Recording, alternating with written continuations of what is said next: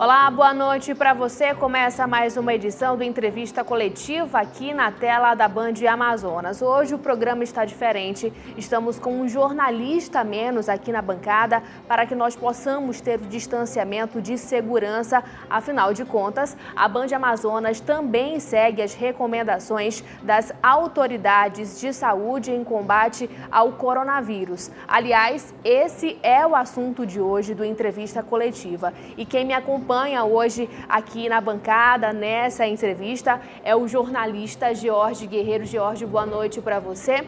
E o nosso entrevistado está online, é o secretário Rodrigo Tobias, secretário de Saúde aqui do Amazonas. Secretário, boa noite para o senhor. Muito obrigada por ter aceito o nosso convite para a gente falar desse assunto que é tão importante. Boa noite, Flávia. Boa noite, Jorge. Muito bom a oportunidade da fala e de se aproximar da população do estado do Amazonas sobre esse grande problema de saúde pública que as pessoas precisam entender, que é o coronavírus.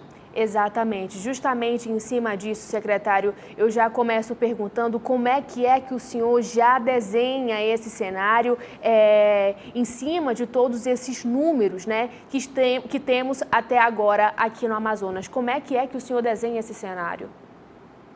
É importante a gente explicar que o estado do Amazonas, ele é um cenário bem específico se comparado aos outros estados da região norte. Nós somos o estado que lidera o número de casos confirmados, nós somos o estado da região norte que lidera também o número de óbitos. E dadas essas características, a gente precisa tratar diferente os diferentes. Então, a gente acha que por conta da sazonalidade, ou seja, nós estamos no período das chuvas, não é? E o coronavírus, junto com os outros vírus que circulam nessa época, pode também agravar o processo de adoecimento das pessoas. Então, o coronavírus já é uma doença infecciosa altamente transmissível. Num cenário como da Amazônia, onde você tem vírus sincicial, adenovírus, metapneumovírus, influenza A, influenza B, ou seja, é mais uma doença em que a gente, então, trabalha para poder prestar o cuidado necessário para a população. Ainda sobre o cenário, me permita falar um pouco, nós estamos, de fato, diante de uma situação que pode se agravar, não é? Nós temos registrado pelo Ministério da Saúde o Hospital Delfim Aziz, que tem capacidade de 350 leitos. Ele vai ser exclusivo para os casos de coronavírus, ou seja, casos confirmados e casos graves de coronavírus. Por que eu preciso explicar isso para a população? De uma forma bem didática, a cada 100 pessoas, 30 pessoas podem ter coronavírus e não apresentar nenhum sintoma. É o que a gente chama de assintomáticos. Mais 55 pessoas, ou seja, outras 55 pessoas, elas apresentam sintomatologia leve, branda.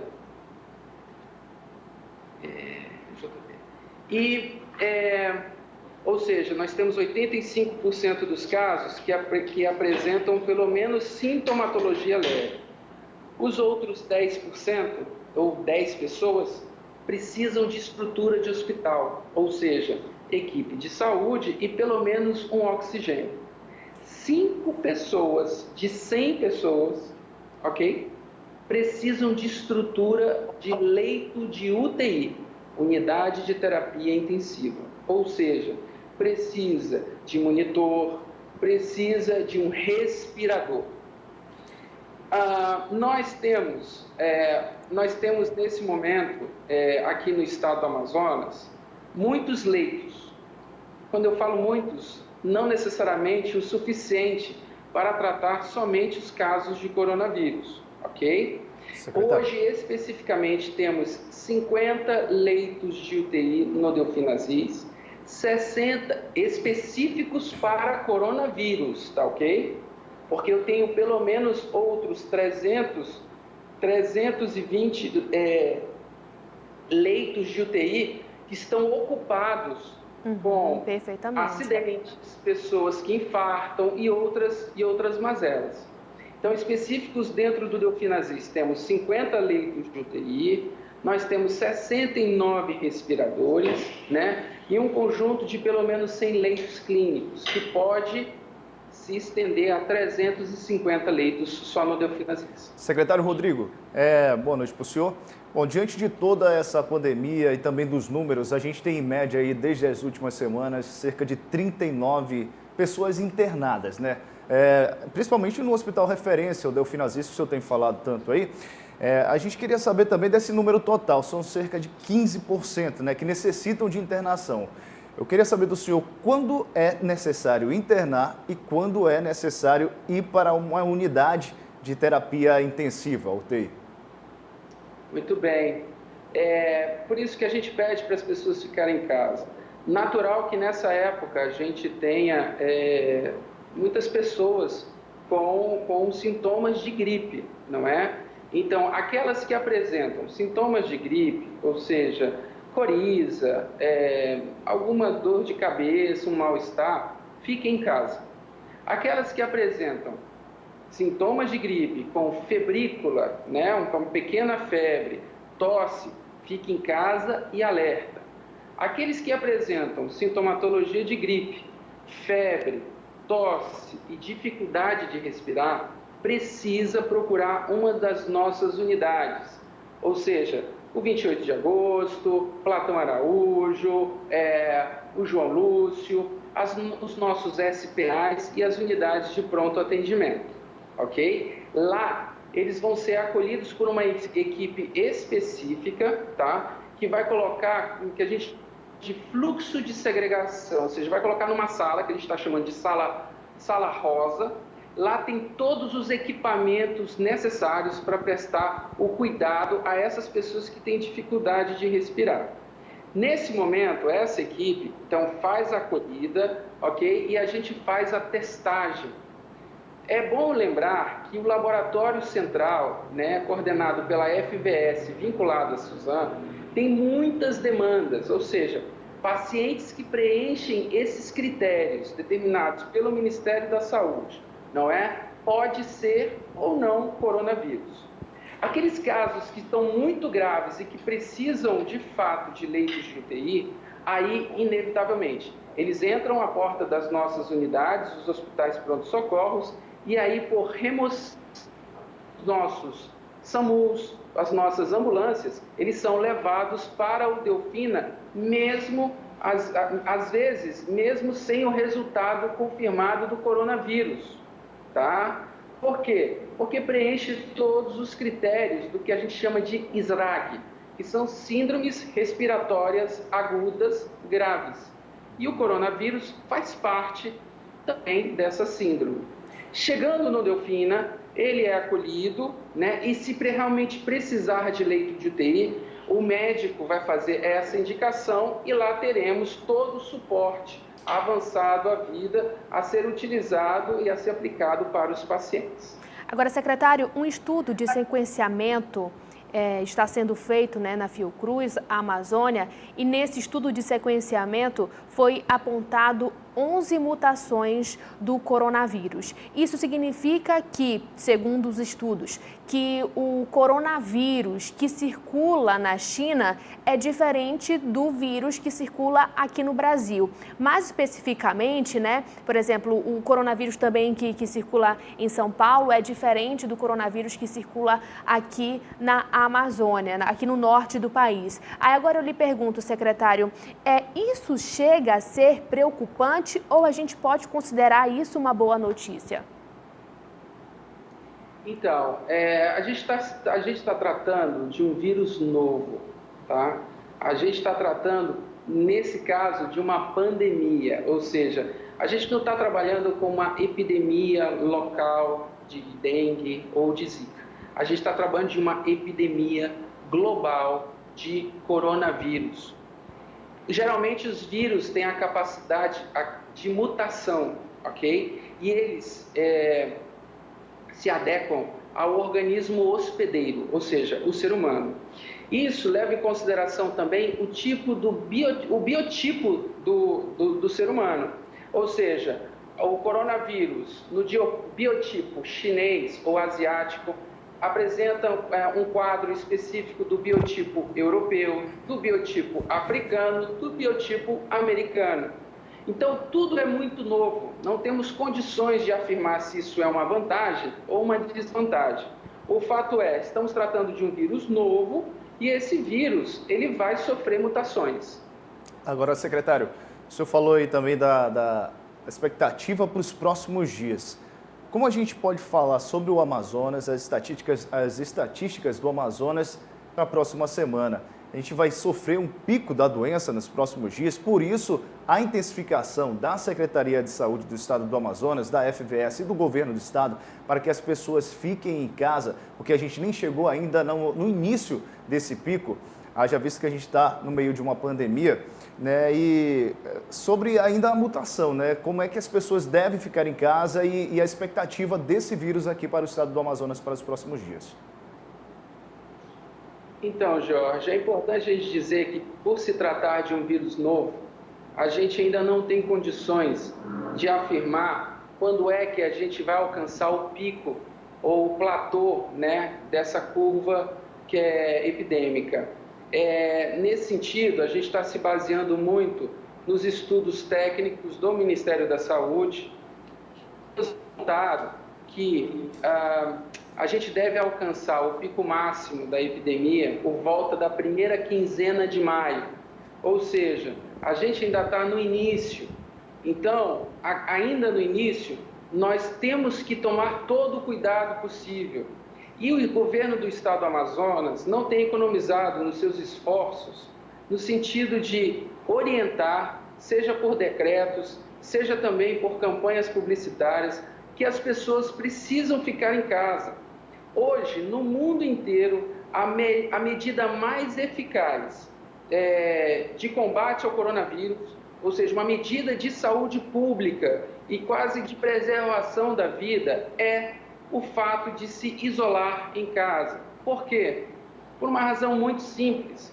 Porque estando em casa, nós temos condições de diminuir a movimentação entre pessoas, porque são as pessoas que levam os vírus a contaminar outras pessoas. Sabendo disso, se as pessoas ficam em casa, a gente quebra a cadeia de transmissão do vírus. E aí a gente tem condições, o serviço de saúde, que é limitado, ele não vai conseguir atender a todos ao mesmo tempo. E aí a gente precisa fazer com que as pessoas entendam que a gente não está de férias, o fato de estar em casa não é férias, é um assunto sério, é um assunto grave, a gente precisa orientar a população nesse sentido, né? E assim a gente então consegue, a meados de final de julho, começo de agosto, a voltar com a vida normal aqui no estado, inclusive no Brasil. Há uma possibilidade do Estado sofrer um colapso durante esse período, daqui para a próxima semana, vamos dizer assim? Colapso na saúde. O secretário vai responder para a gente esse questionamento do George Guerreiro depois do intervalo, certinho, secretário? Por favor. Então, pronto. Depois do intervalo, o secretário responde esse questionamento. A gente vai para um breve intervalo e volta rapidinho.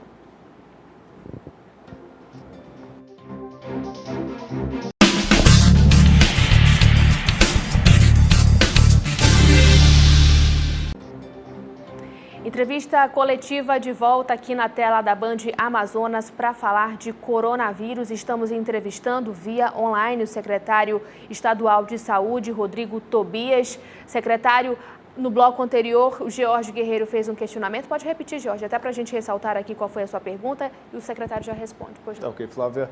Secretário, diante de todo esse quadro, a gente já pode falar que o estado do Amazonas pode sofrer aí um colapso na saúde nos próximos dias? Então, Jorge, a gente precisa conversar sobre isso, porque colapso é um termo muito forte, mas não é improvável. O que a gente precisa dizer para a população nesse momento é que o serviço de saúde ele é limitado a atender todos, ok? Quando a gente está se tratando de uma pandemia, o aumento do número de casos e também com a necessidade de cuidados intensivos, é muito provável que talvez não tenhamos estrutura de saúde a atender todos ao mesmo tempo, não é? Então, hoje nós sim, olha só, quando a gente fala em pandemia, tá? Cada minuto muda o discurso, tá ok? Então, hoje temos condições de tratar a todos que precisam de estrutura de UTI, salvo a única condição, que é com o aumento do número de casos. Ora, o que a gente está percebendo é que a gente está numa curva ascendente, onde há sim um aumento do número de casos. Então, nesse sentido, o nosso sistema de saúde é limitado. Nós escrevemos um plano de contingenciamento, né, para o enfrentamento do coronavírus. Esse plano, muito bem elogiado pelo Sistema de Defesa Civil no Brasil inteiro, sendo considerado a referência para poder trabalhar os outros estados. Mas a gente precisa dizer que uma coisa é na teoria, porque quando a gente está tratando de uma pandemia, é uma guerra. O nosso inimigo, ele é invisível e ele está nas pessoas. Todo mundo vai ter coronavírus, ok?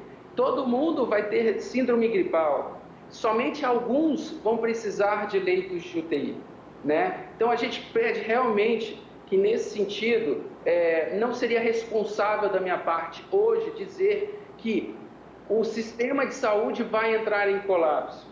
Eu não posso dizer isso hoje. Talvez lá na frente, caso a gente não divida a responsabilidade com as pessoas. O governo do estado do Amazonas já fez aquisições de leitos de UTI e também de respiradores. Mas percebam, eu preciso dizer que os nossos fornecedores são chineses. A China hoje produz as várias marcas que existem, a grande maioria são chinesas. Mas o estado do Amazonas está brigando, não é somente com São Paulo, Rio de Janeiro, está brigando com os Estados Unidos, com a França, com a Inglaterra, com a Itália e a Espanha. Ontem, nós ficamos, ainda semana passada, nós vimos nas mídias de que o presidente Donald Trump enviou 23 aviões cargueiros para a China, aonde eles vão comprar toda a produção. Então, tem que ser muito responsável nesse momento. Fizemos compras com os chineses, a previsão é de chegar 15 de abril, mas a gente não sabe ao certo se realmente esses respiradores vão chegar. A gente tem outros respiradores na rede, a gente vai fazer o uso racional de tudo isso, né? A gente vai atender a todos que precisam, portanto, nosso sistema é limitado. Eu não posso dizer que vai entrar em colapso. Então, é nessa forma que eu aproveito a oportunidade para dizer que a responsabilidade não está somente nas mãos do governo do estado. Está sim nas mãos das pessoas, nós que somos estado. Os 4 milhões de amazonenses precisam entender que esse é o momento de ficar em casa e quebrar a cadeia de transmissão do coronavírus. Exatamente, secretário. Eu quero muito agradecer, secretário Rodrigo Tobias, responsável pela saúde aqui no estado.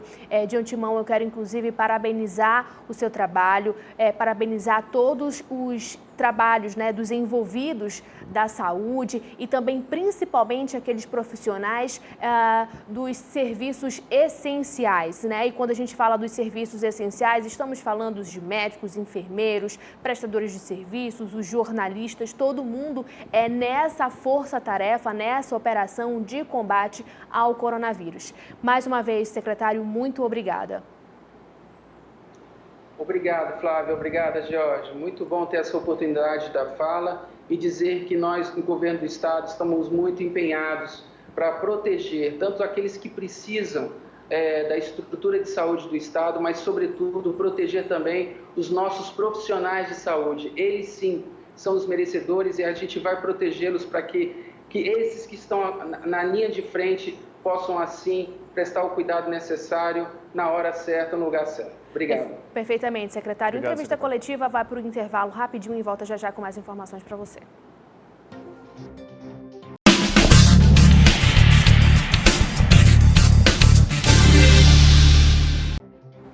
Entrevista coletiva de volta aqui na tela da Band Amazonas. Dessa vez, a gente vai conversar com Marinélia Martins Ferreira. Ela é diretora do Departamento de Vigilância Ambiental e Epidemiológica daqui de Manaus, da Prefeitura de Manaus. Diretora, boa noite para a senhora. Muito obrigada por aceitar o nosso convite. Eu já começo perguntando da senhora de que forma que o município está agindo em combate ao coronavírus. Boa noite. A Secretaria Municipal de Saúde, ela tomou medidas importantes para o combate do coronavírus. Inicialmente, quando nós tivemos um alerta do Ministério da Saúde, nós fizemos o nosso plano de contingência em relação para o fortalecimento das nossas unidades básicas de saúde, que atendem casos de síndrome gripal, que podem se tornar casos graves e até precisar de uma atenção especializada de alta complexidade.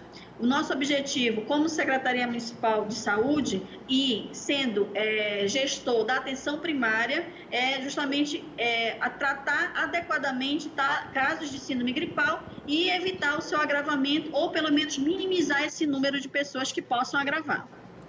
Agora, diretora, a gente sabe aí que diante a esse período de pandemia, a Prefeitura de Manaus intensificou também a campanha de vacinação, principalmente para o grupo de risco, a campanha de vacinação contra a gripe, e a influenza. Principalmente para o grupo de risco, são 111 mil idosos que vão ser vacinados, que já foram vacinados também aqui na capital amazonense. Até quando vai essa campanha e quem pode se vacinar, até profissionais da saúde do município? Bem, no momento, nós estamos vacinando a primeira fase da campanha, que são de idosos, prioritariamente, e profissionais de saúde. Os idosos, nós já alcançamos mais de 80% do público-alvo, com 3 estratégias: o drive-thru, a questão da vacinação casa a casa, feita pelos agentes, pelas equipes de estratégia de saúde da família, e a vacinação casa a casa do idoso que fez o cadastro no link ofertado pela Secretaria. Além disso, a vacina dos profissionais de saúde já está nos locais, ou seja, nos hospitais, nos SPAs, já está sendo enviada e já está acontecendo essa vacinação.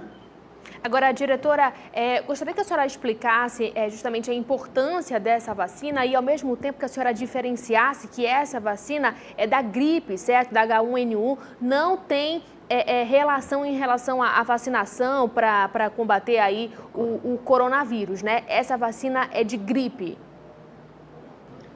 Isso mesmo. A vacina é da influenza. É uma vacina trivalente que alcança 2 cepas da família da influenza A, incluindo a H1N1 e a influenza B.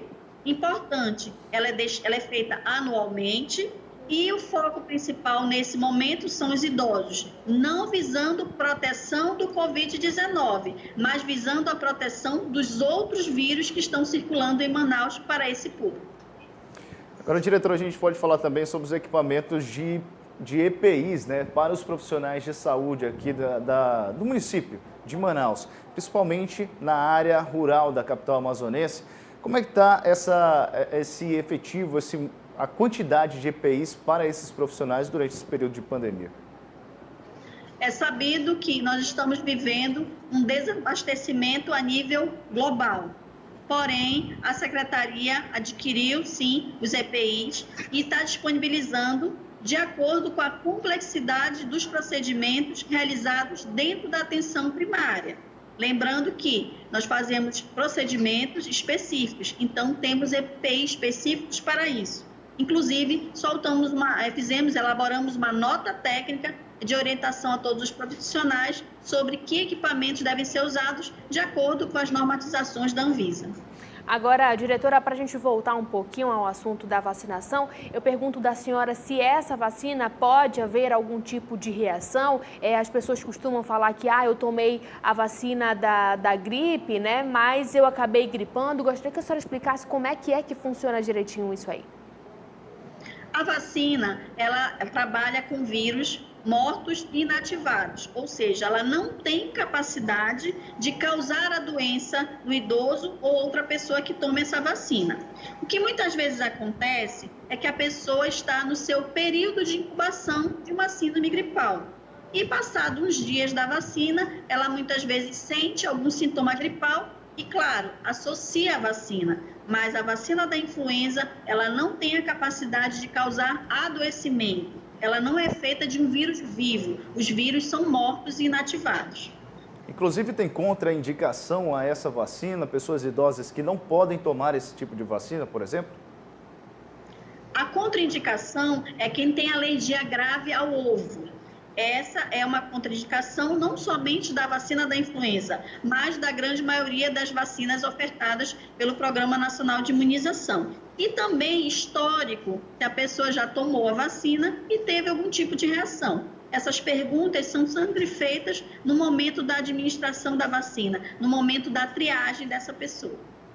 Agora, diretora Marinelli, eu gostaria que a senhora explicasse para a gente de que forma que o município vê isso tudo, né? A gente sabe que é uma situação bastante complicada que estamos vivendo agora, né? Os números têm crescido exponencialmente, estamos esperando ansiosamente para que haja achatadura, que a gente pode colocar assim, da curva, né? Desses números todos, mas de que forma que o município vem trabalhando nisso? É claro que tem várias medidas de vacinação e tudo mais, mas gostaria que a senhora explicasse também um pouco do trabalho também dessa operação Força-Tarefa dos Senhores.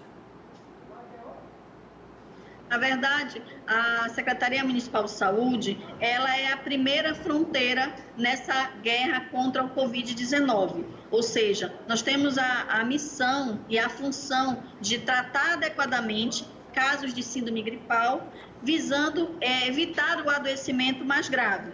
Porém, algumas pessoas, pela sua própria condição fisiológica, ou seja, natural do indivíduo, específica dele, eles vão agravar.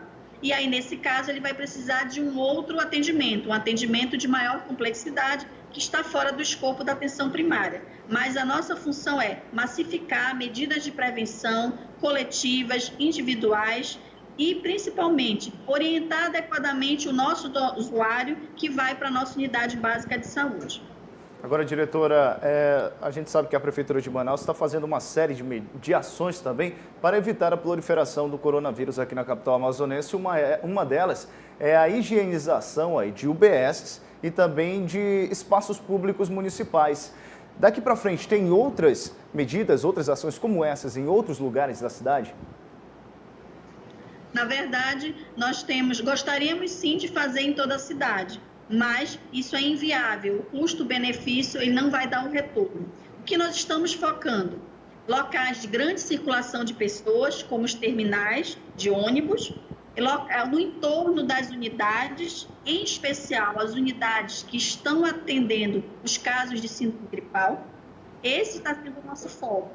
E visando o quê? Também mostrar para as pessoas a importância das medidas de proteção coletivas que devem estar associadas com as medidas de proteção individual. Lavagem das mãos frequente, evitar tocar olhos, nariz e boca e sempre quando chegar em casa, tirar os sapatos antes de entrar, tomar logo banho, ou seja, não entrar no domicílio, não sentar no meu sofá com a roupa que eu vi da rua. Isso são cuidados simples, mas extremamente importantes. Enfermeira Marinélia Martins Ferreira, diretora do Departamento de Vigilância Ambiental e Epidemiológica do município. Eu quero muito agradecer a sua participação conosco aqui no Entrevista Coletiva para a gente falar desse assunto que é tão importante e que está aí, né, infelizmente, que é o coronavírus. Então, muito obrigada pela sua participação conosco aqui no Entrevista Coletiva. Eu quero, inclusive, agradecer a participação do George Guerreiro comigo aqui também na bancada e agradecer, acima de tudo, a sua companhia conosco aqui na Band Amazonas. A gente lembra que é importantíssimo você manter a higienização das suas mãos, você se alimentar bem, fazer o seu exercício em casa, tá bom? Sair de casa apenas para fazer serviços essenciais. Para você, uma ótima noite e a gente se encontra na próxima edição.